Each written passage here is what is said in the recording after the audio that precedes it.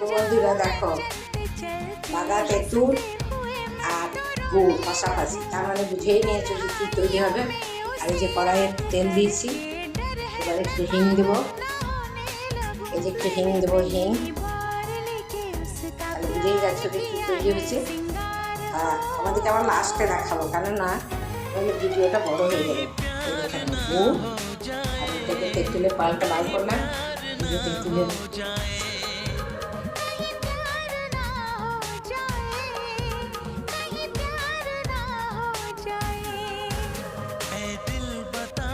तुझे क्या हुआ, तू है क्यों बेकरार इतना।